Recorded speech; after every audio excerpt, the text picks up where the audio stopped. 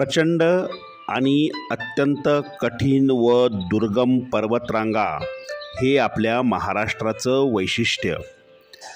अंगाचा थरकाप उडवणाऱ्या उंचच उंच डोंगर रांगांमधून खळाळत वाट काढत नद्यांचे प्रवाह रस्ते तुडवत जातात आणि याच निसर्गरम्य दुर्लभ डोंगर आणि नदी कपारीत वसलेली असतात अतिप्राचीन देवस्थानं. आज आपण महाराष्ट्रातल्या अत्यंत प्रसिद्ध गूढ आणि जागृत देवस्थान असलेल्या नाशिक जिल्ह्यातल्या पेठ तालुक्यातील शेपूझरी या अतिप्राचीन शिवमंदिर असलेल्या, त्याचप्रमाणे इंदिरादेवी कुंड, इंदिरादेवीचं मंदिर आणि संत मंदाकिनी महाराजांच्या पदस्पर्शाने पावन झालेल्या शेपूझरी देवस्थानाला भेट देणार आहोत.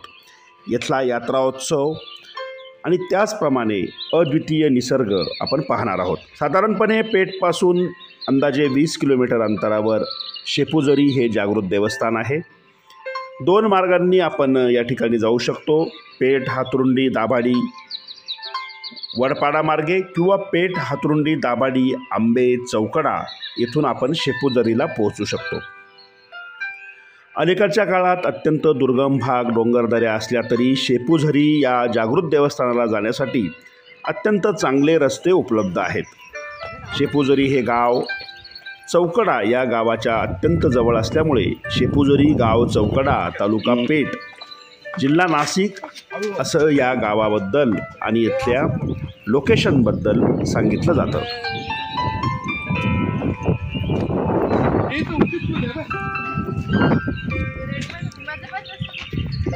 पार नदीच्या उसळत्या लाटांच्या किनाऱ्यावर पेठ, सुरगाणा आणि गुजरात राज्याच्या सीमेवर आहे शेपूझरी हे जागृत देवस्थान. साधारणपणे पार आणि किनारी किंवा किनारा ही नदी आणि यांचं संगम स्थान असलेलं इकडं काय हे देवस्थान महाराष्ट्राबरोबरच गुजरात राज्यांच्या भाविकांसाठी अत्यंत जिव्हाळ्याचं आणि भक्तीचं स्थान आहे. नदीचं पाणी आणि दगडगोटे तुडवत आपण जेव्हा मंदिराकडे येतो तेव्हा गजाननाच्या म्हणजे गणपतीच्या दर्शनाने आपल्याला त्या देवस्थानाच्या दर्शनाची सुरुवात होते. घनदाट जंगल, पक्षी व प्राण्यांचे स्वर, नदीचे खळाळते सूर यांच्या सानिध्यामध्ये आपल्याला हे मंदिर पाहायला मिळतं. या मंदिराच्या अद्भुत आणि जागृत देवस्थानाची कहाणी पाहण्यासाठी हा व्हिडिओ शेवटपर्यंत पहा. तसेच आपले योगेश एम व्लॉग्स हे यूट्यूब चॅनल नक्की सबस्क्राईब करा. व्हिडिओला लाईक व शेअर करा.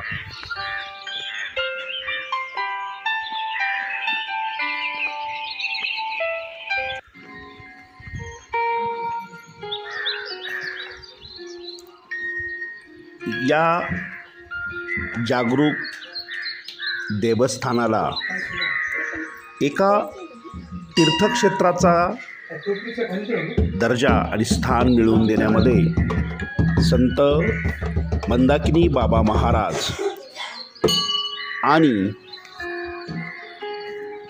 माळघरे बाबा यांचं मोठं योगदान आहे. मंदिरामध्ये अतिप्राचीन पादुका, दगडाच्या मूर्ती आणि सगळ्यात महत्त्वाचं म्हणजे छोटी छोटी अनेक मंदिरं आपल्याला वसलेली पाहायला मिळतात. दरवर्षी येथे अतिभव्य प्रमाणात यात्रोत्सवाचे आयोजन होते. संतश्रेष्ठ निवृत्ती महाराजांच्या जयंतीच्या दिवशी येथे यात्रा भरते आणि इथल्या देवदेवता आणि निसर्ग देवतांच्या चरणी भाविक लीन होतात. मंदिराच्या गाभ्यात असलेलं हे अतिप्राचीन महादेवाचं शिवमंदिर, महादेवाची पिंड असंख्य भक्तांच्या इच्छा, आकांक्षा, श्रद्धा पूर्ण करते अशी आख्यायिका आहे.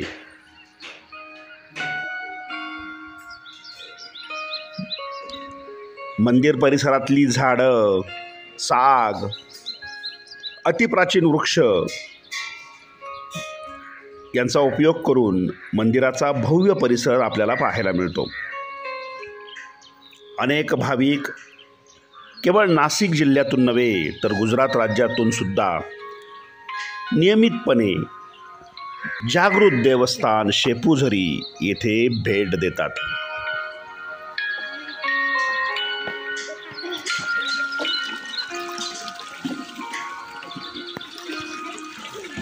बारमाही वाहणारं इंदिरा कुंड आणि तिथलं तीर्थप्राशन करून भक्तीचं आणि मांगल्याचं आणि श्रद्धेचं हे अमृत भाविकांसाठी अत्यंत पवित्र आणि अमृतासम मानलं जातं. इंदिरा देवी कुंड, इंदिरा देवीचं मंदिर आणि या ठिकाणी प्रचंड दुष्काळात सुद्धा खळाळत वाहणारे कुंडाचे झरे, गोमुखातून पडणारं तीर्थ, हे सारंच काही या देवस्थानाच्या वैशिष्ट्यांचं आणि अद्वितीय अशा इथल्या महिम्याचं दर्शन घडवतं.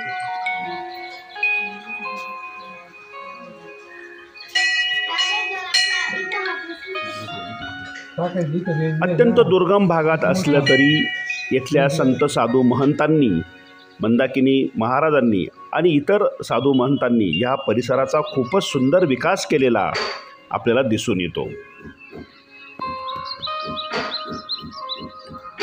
श्रद्धेनं येणारे भाविक आणि त्यांच्या मनोवांछित इच्छा आकांक्षा पूर्ण करणारं हे देवस्थान, म्हणूनच अतिदुर्गम भागातलं जागृत प्राचीन शिवमंदिर म्हणून संपूर्ण महाराष्ट्र आणि गुजरात राज्यामध्ये सुपरिचित आहे.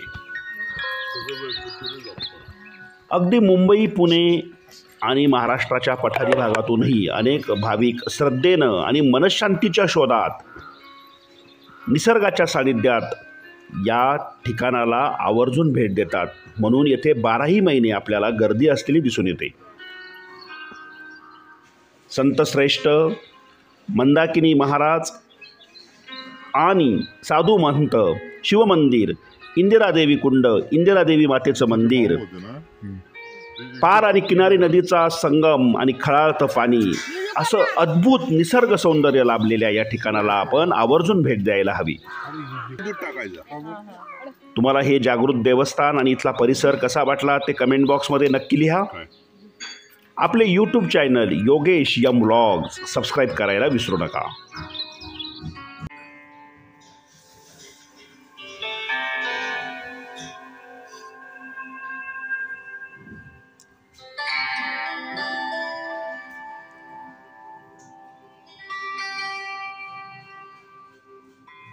निसर्गाच्या सानिध्यामध्ये कुटुंब अशी येथे विसावतात, विश्रांती घेतात आणि मनशांतीचा शोध घेतात. तेव्हा पार नदीच्या किनाऱ्यावर वसलेल्या जागृत शेपूझरी देवस्थानाचं महत्त्व आपल्याला अधोरेखित होतं. अनेक प्राचीन औषधी वनस्पती आणि मंदिर परिसराचा सुरू असलेला विकास आणि शेपूझरी जागृत देवस्थानाला आपल्या सगळ्यांचे चरणस्पर्श नमस्कार. जय शेपूझरी देवस्थान, जय शिवमंदिर, जय मंदाकिनी बाबा महाराज.